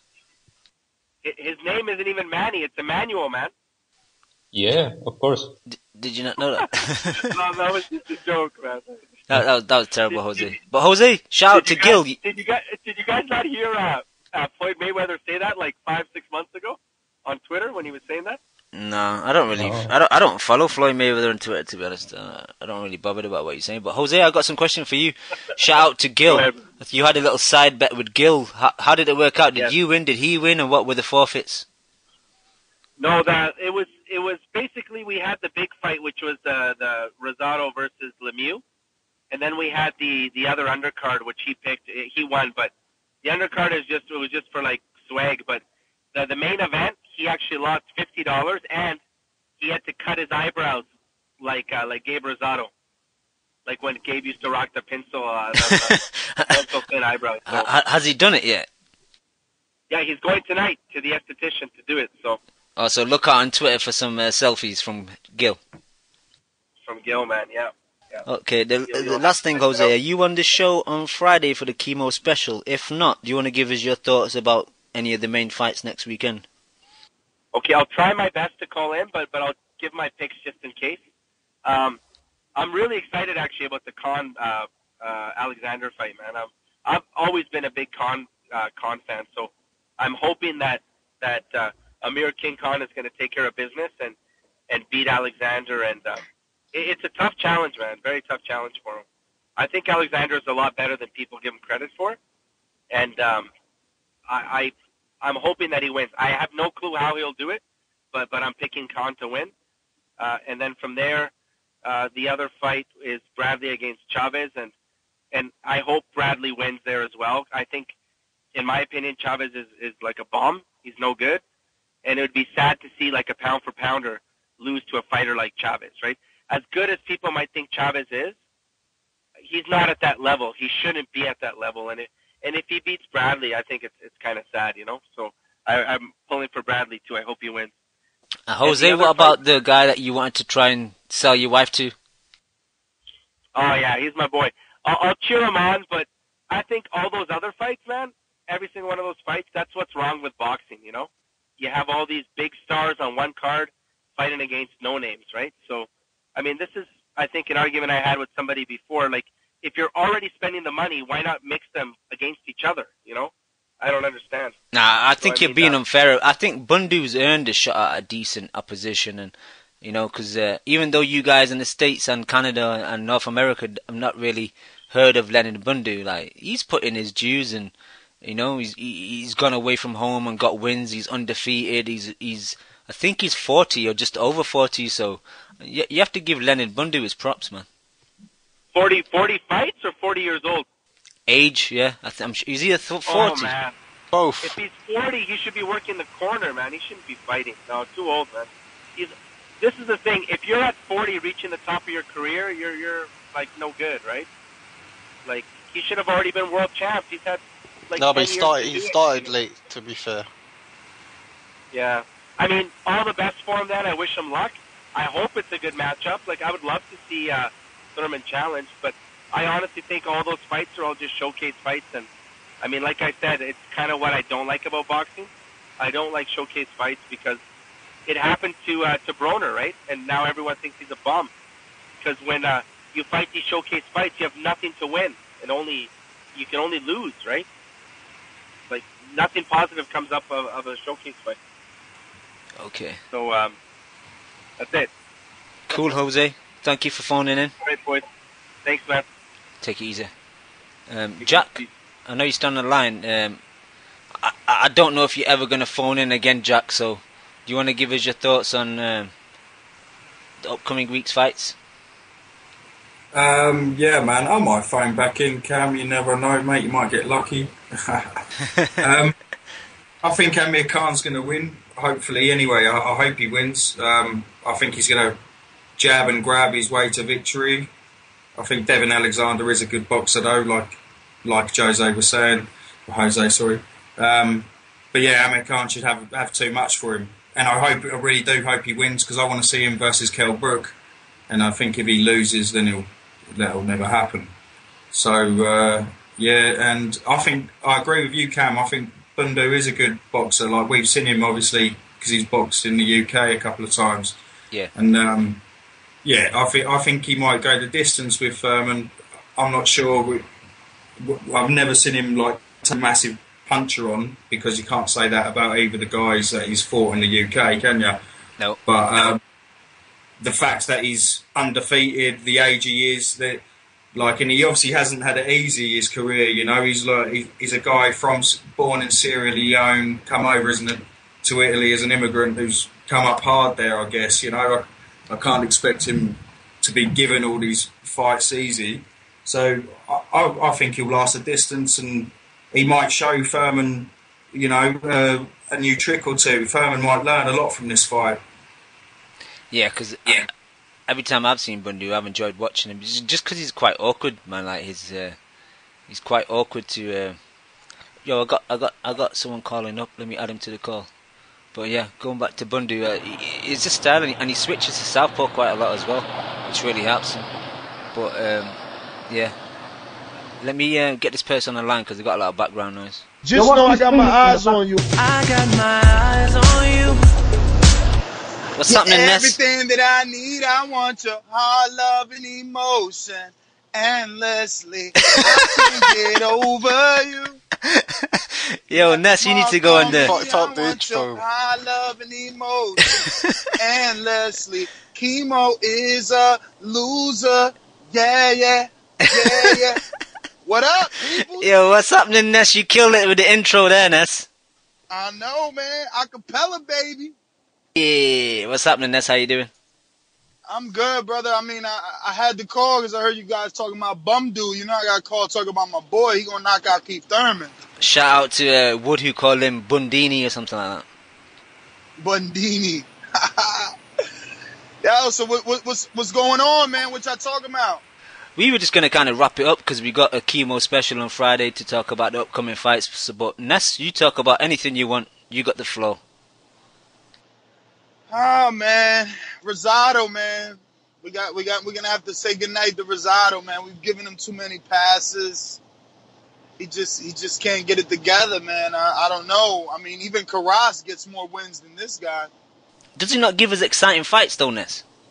He does, but I mean, you gotta have a heart at one point or another. I mean, the kid's getting, you know, a lot of punishment, and it's always sad to see him go out on his shield because he's trying, but he's just lacking. He's lacking, man, and you know, I'm starting to feel sorry for the guy. You know, he's not looking the greatest after these fights anymore. Yeah, it definitely takes a lot of punishment. But yeah, man, that's about it. I'm excited for Khan, man. I think Devin Khan is going to be a good fight. You know, obviously Khan is meant to shine, and he probably does. I don't really think the Devin style is going to present many problems. You know, that corny 1-2 that he does, that shit ain't going to work on Khan. Do you see it being a bit of a clinch fest, Ness, or do you think Khan will just kind of just keep a jabber move and just box and move? Well, you know, I never gave it any thought, but now that you say it, I don't think that Devin is going to be able to catch up to him to clinch him. I mean, Peterson was coming forward, and that's why, you know, Khan would initiate the clinches, but I don't think Devin is that type of fighter that, you know, that he's going to make the fight. I mean, he did with Purdy, but, I mean, it's Purdy. You do it for a reason. Khan's going to be, you know, sending shots back at him, and I don't know. Ness, we have someone in the chat called Amir Khan's Glass Jaw, and he made a comment saying, "No, Ness, don't pick me, please." Well, you know why, though, right? Because he's afraid of the curse. You know, if I pick Khan, he wins, you know? I mean, actually, if I pick Khan, he loses. So they need me to pick Devin, man. They need me to. But I don't know. I had a pretty good week last weekend. You know, I got 2 out of 3. I can't complain. So who knows? Might get another 2 right this time. You never know. You never know. And what do you think about Tim Bradley versus Diego Chavez? Same thing, man. Diego Chavez, he's like another Gabe Rosado, you know. We keep giving him credit for losing. I mean, he looked good in the Rios fight outside of all the shenanigans. But I don't know, man. Tim Bradley's another guy. I mean, we're gonna see now just where he's at. But the last time that he didn't fight a Pacquiao, he looked really good versus Marquez. So I don't know, man. You gotta stick with the pound for pound fighter on that one, right? Definitely. And you got any thoughts on the Friday night fight with Lara versus Ishe Smith? Oh man, Mayweather Promotions, they really know how to fuck up a year. They know how to end the year on a bad note. Thankfully, we got like 6-7 fights the next day, so this fight, as bad as it's probably going to be, we most likely might forget, and I'm hoping that. Obviously I'm pulling for Laura. He's my friend, but I'm not too high on him anymore, man. After shit in the bed with Canelo, so many years, so many call outs, so much shit he talked, and he just didn't do enough. So I mean, obviously he has nothing to worry about coming back from Ishe. So he may look just as good as he used to look, but when you think about it, I mean, this guy's had a lot of ugly fights. The Molina was ugly. The Freddie Hernandez wasn't the greatest. The Trout was good, but not the Canelo. He just wasn't himself. He didn't fight like what to the skill level that we thought he possessed. So I don't know, man. This guy's he's like a quarter, bro. He could land on either side, and it could be a shitty night. It's Friday too. I don't even know, man. I think I'm gonna set the DVR and just do something else. I'm not sure who else is on that card. To be honest, I'm not really paid attention to undercard. I'll have a quick look now on my regular site for checking schedules. But yeah, well, that's the normal when Ishe and Laura fight separately. So imagine together. I mean, yeah, we got Christopher Pearson versus Steve Martinez, junior middleweight, 10 rounds, and Badu Jack versus Francisco Sierra, super middleweight, 10 rounds. Man, I can't believe they're still trying with Badu Jack. They still got hope in Badu Jack. But there's so much boxing this weekend. On Thursday we've got that Goosen card on ESPN Friday Night Fights, the Night of Champions with Aston Trout and I think Tava's on there and shit, man. Like that's. Oh yeah, that's a stacked card, man. That's gonna be a shitload of Al Heyman leftovers. Yeah, and that's on Thursday. Obviously, we've mentioned Ishe and Lara on Friday in the US, but Friday in Europe and Spain, Kiko Martinez is back, and Gabriel Campillo are back, both in 8-rounders. So, I think there's nobody cares about those two fucks. No, I think I still like Kiko. I think Kiko's still a decent boxer. I'm not really too high on Campillo anymore, but I do like Kiko. I think Kiko is beats like Carl Froch right now, man. He lost twice to the same guy, man. He's got to go take a nap or something. Yeah, you say that, but I think Kiko beats Scott Quigg. Like if Kiko was to fight Scott Quigg, I think Kiko beats him. I think Quigg wouldn't come under his pressure well. Like Quigg can't really fight well off the back foot, I don't think. I don't know, man. I like Quigg's counterpunching abilities. Yo, but Ness, I need to call you up on something, man. Like, obviously, I'm a big fan of your show. Last week, you were talking about the Eubank Saunders fight, and you weren't really high on it. You weren't really impressed. Did you not enjoy that fight? I guess I'll try to be honest and say that I assume, I don't even know why I didn't like it as much as everyone else. I guess just because there was so much hype behind it, and it didn't live up to that. Even in the early rounds when Saunders was, running away with it, he wasn't dominant. Like, it wasn't like, it just wasn't a dominant performance, It was a bit back and forth, but I just didn't give much credit to Eubank, whatever the fuck his name is, because he was so inaccurate. I don't understand why. Like, I think it was might have been MV2 that I heard your last show, and he was impressed, but I don't know why.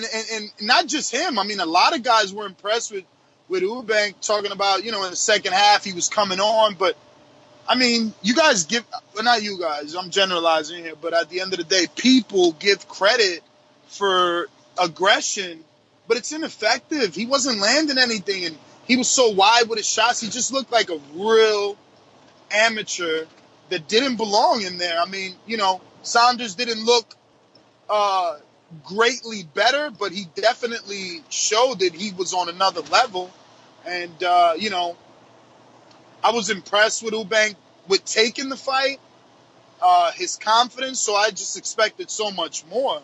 The sparring with Carl Froch, he had a lot of momentum coming up into this fight, and then, he just got in there, and he was looking for one-punch knockouts. I guess he thought he had a lot of power, and he landed some flush shots on Billy Joe, and Billy Joe was still there. So, I don't know, I'm just not impressed with Eubank. I mean, maybe Saunders looks better in another fight, but this one was a real ugly fight. There was a lot of clinching, a lot of falling. I mean, Jesus Christ, how many times did Eubank fall into Saunders? Like, it was like he wanted to fucking perform sexual acts on him, because every time he just had his head in his groin area. It was disgusting, and I don't mean it in a gay way. I mean, it just was like, it was just one dude looked like a fighter and the other one didn't. I mean, why was Eubank always bent over like that? It's like he was waiting to get GB'd or something. I don't know. He was off balance a lot. He's from the entire night, dude. He was like that the entire night. And then, he would just come in with the same 1-2, but it wasn't even down the pipe. It was like these looping, stupid shots. Oh, man, that dude needs to go back home and start all over. He needs a reset button. Next, we got a caller on the line called Jack. He listened to our show. I think he listened to your show as well. He said he's got a few questions for you, so go ahead, Jack. Yeah, I think I've seen Jack on Twitter. It's like Jack with an M, right? Like Jack Mercer or something like that? Yeah. That's it. Yo, Nazar. What up, Jack? Klitschko's obviously signed this deal with HBO to fight at the Barclays Centre.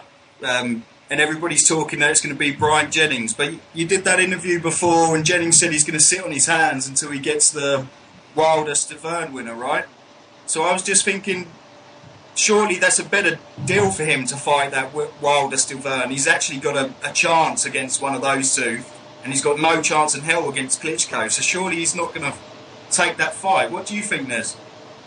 Well, we seen Gary Shaw over the weekend, and Gary Shaw with every attempt not to tell the truth, he still made it obviously clear that it's going to be Jennings. So I guess Jennings is taking a shot. I mean, when you talk about Klitschko, Pacquiao, and Mayweather, and even I guess at this point Canelo Cotto, you lose to those guys, and Rigondeaux goes in that one. When you lose to those type of guys with that have the drawing power or have the skill, you don't really lose anything. It's like, okay, you were supposed to lose to Klitschko, so we never expected Jennings to beat Klitschko.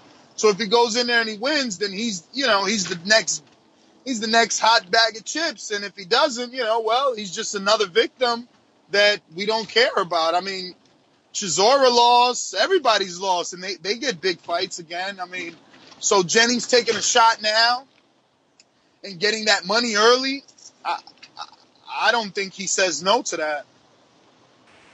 It's interesting. I see where you're coming from. Like, I'm one for believing that a loss isn't the end of your career at all, but obviously that a loss to Klitschko, if he takes that Klitschko fight, he won't be the mandatory for Stiverne Wilder, and it'll come out of the rankings. Obviously, like you're saying, he'll have more big fights in the future, but he'll already, especially in the US, I think it's, once you have got that loss, especially on a big scene, that you're known as the guy with the loss. I don't think Chris Algieri's going to get another big fight anytime soon, and if he does, it will be against a guy that's going to take his head off. Well, the thing with Jennings, HBO has a lot of stuff in the works. We were there Saturday, and you could hear all the little whispers, and it sounded like we might even get Cunningham Glaskov on HBO. So if Jennings loses to Klitschko, he may end up with the winner of that fight, which is a more competitive fight for him because they're around his size. And that's just the way things go. I just don't think that anybody in their right mind would turn down a Klitschko fight. It's like it's your lottery ticket, so you got to take it. But like I said, HBO's invested in the heavyweight division, so even with a loss, I'm sure he'll be back and possibly against Glaskov. I mean, I don't think highly of him. I just think he's fresher than a Cunningham, and Cunningham's. He's a slick boxer and he can move, but he gets hit a lot, and you just gotta hit him. Yeah, I don't particularly like Glaskov, but he's much bigger than Cunningham, isn't he? Cunningham's too small for the weight, although he's a very likeable guy, out of the ring, and he's got that story about him. He's a good sell, but yeah, Glaskov will probably beat him. Yeah, I don't know what type of sell he is. I mean, he's still a cruiserweight. He lost to Fury. He went life and death, in my opinion, with Abner Mares. He's been flirting with. Sorry, all very entertaining though, weren't they? Yeah, definitely the Abner Mares was entertaining, and so was the Fury for that matter, for a short matter of time, or for whatever time it lasted. But I don't know, man. Cunningham, dude, he's Cunningham. He's gone down to the canvas even when he was a cruiserweight. Now, he's making it over to HBO. It was easy for him to portray the role of a heavyweight on NBC, but on HBO, I'm not saying they have the creme de la creme, but they definitely have real heavyweights at least. And, that's going to be a problem. Again, Abner Mares, obviously he's a real heavyweight, but at the end of the day, no matter how much jail time he did, he's still 40-something, and he's still as short as Cunningham, which makes it a bit more competitive. But when you start getting into the real heavyweights, they're just bigger than him, man. Anything else, Jack? No, that's about it, man. Excellent. Yo, Ness, thanks for jumping on the show, man. And you got any final thoughts before we let you go? Nah, man, love the show, brother. I love what you guys do, obviously. And tell Kevin Horn I love him. No, is it Kevin Horn? Yeah, it's Kevin. Yeah, right, it's Kevin Horn, right? Tell him I love him. Yo, send him a tweet, Ness. He's had some back surgery today, man. Wish him a good speedy recovery, man. I'm sure you'll squash your beef with him, man. Oh, man, I ain't got no beef with him. But no better way to say get well soon than live on the podcast that he listens to, right? There you go. All right, thank you, Ness. Thanks for phoning, man. All right, brother, man. Take it easy. Take it easy. Right, let's get to David Segura. David, are you on the line? I'm on the line. What's going on, boys? What's happening, David? Sorry for having you on hold for a while, but yo, we had Mr. Gibbs on the line. We can't rush Nestor Gibbs. Yeah, I mean, I just got home just doing some chores. I knew Ness was going to take 15 to 20 minimum. Yeah, yeah, but what do you want to talk about? So first, I know you guys are big. I mean, like you're big on the Euro scene. So I'll talk about Khan a little bit. Khan Alexander. I think I'm going to be positive, and I think it's going to be a war. Because I think Alexander is at kind of a crossroads. I mean, he beat up Karras. I think he's thinking like, I got to show out here, and to do that, he's going to really have to put it on Khan. And I think Khan isn't worried about Alexander because he hasn't really hurt anyone in his last several fights. So I'm thinking they're both like thinking they're just going to destroy each other. I mean, it's a positive spin on it. Yeah, well, maybe. Like you said, against Soto Karras, he did try a different style, a bit more of a fan-friendly style. So you're thinking he might try and do the same against Khan? I mean, Ari, do you think Khan's really gonna like play it safe with Alexander? Like, do you think he's like concerned about him? Is his chin that bad? No. I think the fight's gonna be ugly. Yeah, probably will. I see it over/under of 60 clinches. Oh boy. I'll have to fast forward through that one. But At anyway, least 5 rounds. At least 5 around. To the Rosado fight, I thought I really enjoyed it. I like Lemieux a lot. He's electric out there. And in the fourth round, I know the knockdown was in the third, but my round of the year was the fourth round. Lemieux was just battering him around the ring, and then Rosado just like somewhere he just grabbed his nuts and was like, "Hey, come here." And then he kept coming at him. And Steve Willis, have you guys talked about that, or have you talked about his face at all? Like when Rosado, you got to go back and watch it. When Rosado was calling him in, Steve Willis is like, he's got his hands on his knees and he just got a big, like, crazy smile on his face. But you know what though? He had that smile on his face like throughout the fight. I was watching his face, man, and his like teeth are grinning. But I totally agree with you, David, about that fourth round, man. I loved that fourth round, especially like I think with like 50 seconds to go. Rosado was against the ropes and he was kind of like taunting Lemieux to come in, and he came in and he hit him with a big right hand, and it was just a wicked round. David, you still there? David got snuffed off by the FBI. Man, the black hole got David. So Rosado, I think Lemieux in the ninth when Rosado was like loading up on his shots. Dave, your line's gone pretty bad. David, your line's gone pretty bad. Okay, I'll mute myself real quick. Okay. Yo, we jumped to... All black ski mask, glove, tuck the thing. Ski mask swing. I still got the black ski mask to throw on. Oh, yo, chuck it. Oh. What the fuck was that, Joe? Yo, this is my big pun impersonation of Biggie Smalls, one of them. Oh. That sounds like they have orgasms every time they're about to grow, right? That was terrible. That was terrible. What's happening? What's going on, everybody? Boxing heads around the fucking world. You guys just wishing this guy just get totally demolished on fucking Saturday night. Joe, after the fight, you used the word bum numerous times towards Gabriel Rosado. Do you regret that, or do you still agree? I mean, look, man. The guy lost so many goddamn times in boxing, man. I mean, he lost to Angulo. He lost to Charlo, Kid Chocolate. Who else, man? Gennady Golovkin.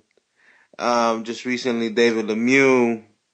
The list goes on and on, man. I mean, fuck, when the fuck are all these boxing fans? I know, look, I give the guy credit because he comes out to fight. He always entertains us, but god damn, man, enough is enough, man. I'm tired of watching him, man.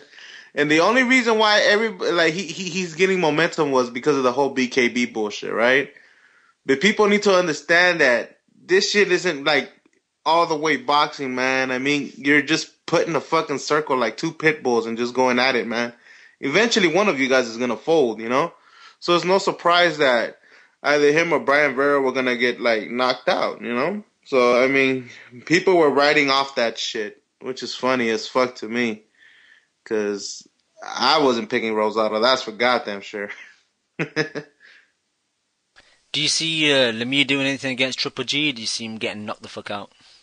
Nah, man. Look, if he fights Triple G, he's getting knocked. He's getting it, man. He's getting it. That's for sure. And David Lemieux, I mean, he's a good fighter, man. But I want to see him with Brian Vera next. And man, everybody might think I'm crazy, but I really want to see if Brian Vera really just didn't perform that night in that stupid ass BKB bullshit. Because you know that guy has a fucking chin, dude.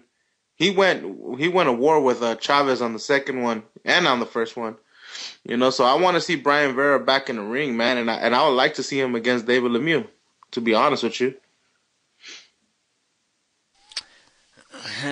Maybe Lemieux versus Brian Vera in BKB. Would you be happy with that? I know, right?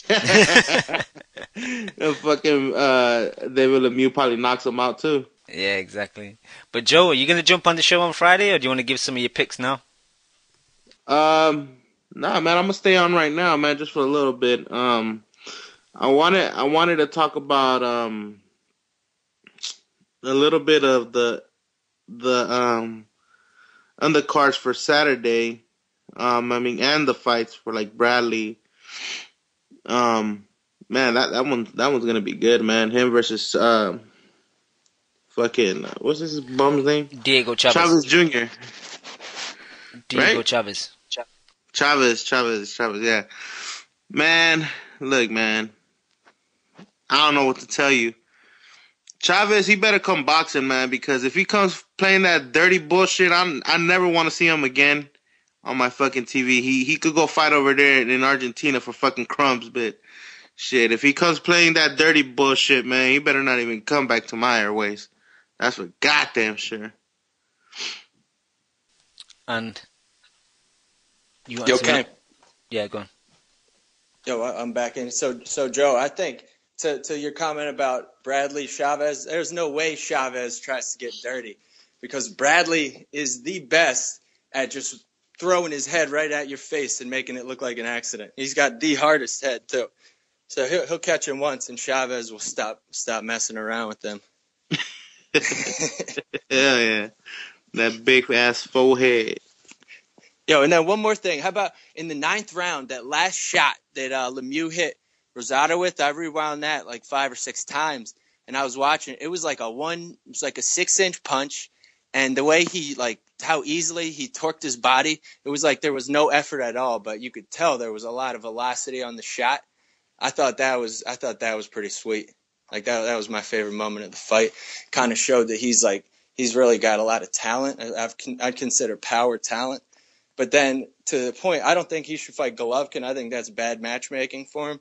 But if Rosado was winding up on his shots and he wasn't really doing anything to him, imagine him on the ropes with Golovkin hitting him to the body. I don't think Lemieux's coming back with that same shot. That punch was so worthy, he had to do a 15-second recording for Instagram on that shit, right? But Joe, is there anything else you want to talk about? You said you want to talk about the undercard? Delorme Oh, man. Abner Mares versus Jose Ramirez, man. I know I've been talking about this shit for a while now. I mean, not on airways, but you guys know, man. I'm hyped about this fight, man. Because now we're going to see if Mares actually belongs in there with somewhat good opposition. Because Jose Ramirez, he's all right, man. I've been watching a little bit of his fights, dude. I'm kind of slowly becoming a fan of his. He's knocking people out, not consistently, but he's knocking people out. The last couple people he fought, Abner Mares, we all know he got knocked out by Johnny Gonzalez. But is this the end of Abner Mares and his era? Because he held it down for a long time. He was always fighting good contenders, Ponce de Leon, fucking Victor Archinian. Man, we countless of fighters, man. Joseph Abeco, So I'm interested in seeing Abner Mares coming back, and if he does overcome this hurdle, because it's gonna be a tough ass fight for him. I'll tell you that right now. But if he does overcome this, man, just imagine 2015. How is it gonna look like for him?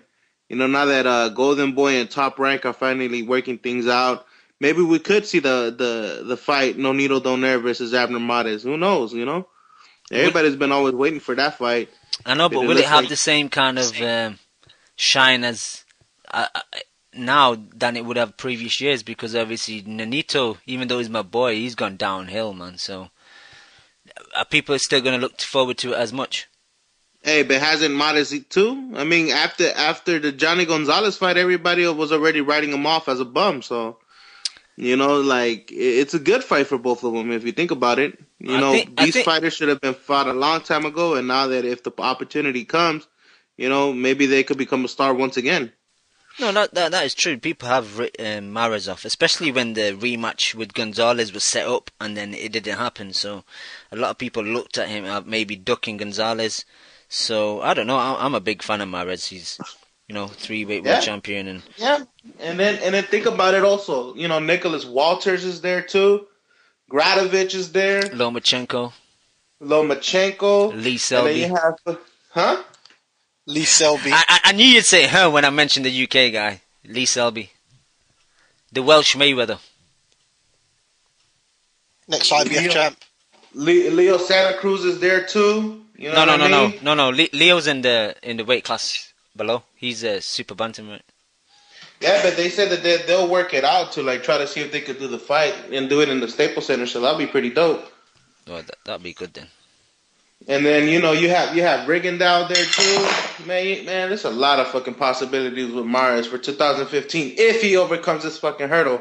And like I said before, it's gonna be a fucking tough one for him, man. If he really wants that shit and set a name brand for himself, he needs to fucking show up on this fight. If this is tough, then Mares is shot.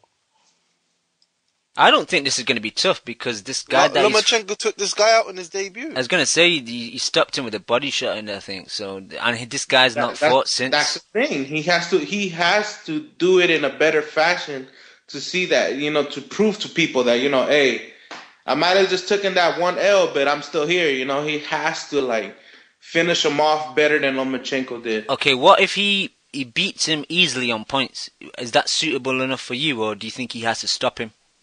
Fuck nah. If that's the case, man, then he could go and take a fucking the bum route, man. he could get more tattoos out of depression after that shit. And what do you think about Thurman versus Bundu, Joe? You know what? I don't know, man. I mean, this whole year, Keith Thurman's been fighting either shot fighters or bums, So this fight is whatever. It still has the same momentum of this year. It's not finishing it off with a bang for me. I'm having more of a higher prospect for him for 2015. That'll be a good year for him. Yeah. But this year, I could just see this year hopefully he finishes off fighting bums, and then after this he'll have a decent year. Because to be honest with you, Bundu is not even all that good of a fighter, man. To be honest, Joe, have you seen Bundu fight before, though? Be honest. Yeah, he's an alright fighter, but come on, man. Keith Thurman's gonna give him the works, dude. Compared to Keith Thurman, that guy. Question, Joe. Huh? You ducked the question. What? What question was that? Have you seen Bundu fight before? I believe so. I think I have. I believe so. I believe I can fly. Man, I can tell you, man, they have similar names to what is this? Bundu Jack and all this bullshit, man. Baru Jack. All these fucking names that sound the same, man. They must be from the same village. Shit. Yo, Joe, I want to wrap it up soon. So, is there any final thoughts you want to get across?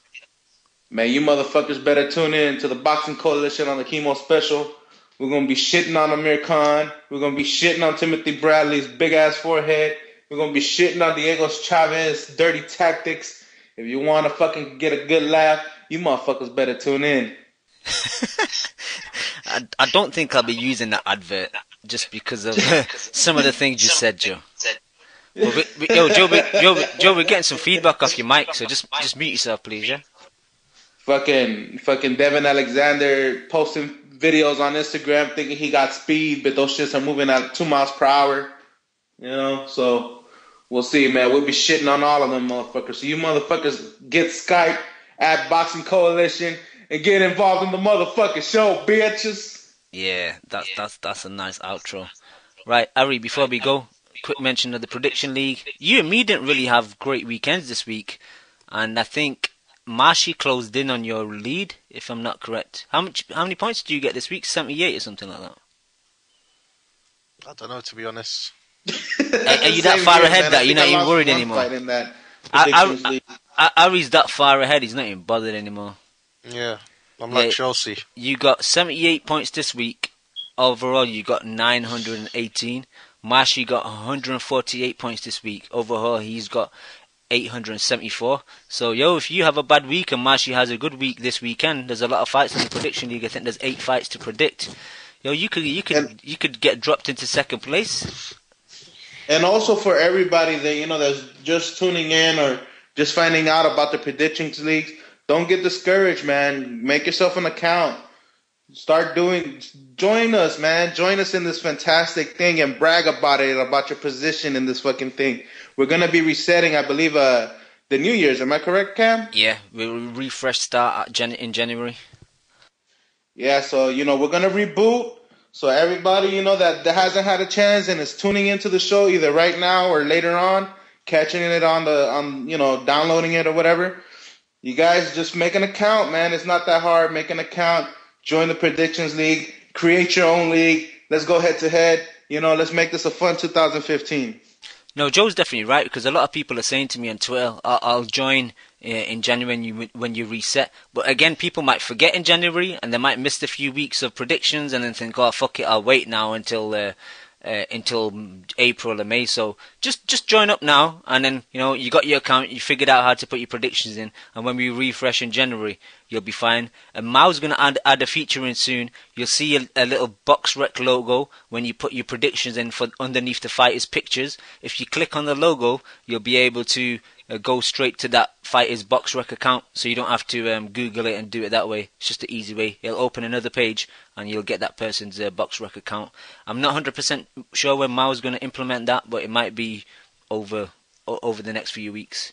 I'm going to give a few people a shout out that have got good points this week. Captain Jack, who's on the line, he got 128 points this week. I only got 66. Really bad week for me this week. I'm catching you, Cam. You're going down, man. Nah, you know what? Like, I'll ask Mao if I can delete you out the league or something. It's like, this is personal, head to head, man. I can't lose, man. I can't drop out of the top 10. But in 15th, Peckham Rai got good points this week, 158 points. And Star of Paragon used to be in the chat quite a lot, but I've not seen him. But people are busy with life, so, I don't blame him not being in the chat. But he got 188 points this week. So, and that's about it. Kid Galabum got some good points, 128. And that's about it. Chappie Hover, 138 points. Yep. Jack, I want to go back to you for your final thoughts. It's wicked having you on the show. You've supported us for a long time. I chat to you on Twitter quite a bit. Man, you got any final thoughts? No, man. Pretty much it's good to finally get on the coalition, man. I've been meaning to for quite a while.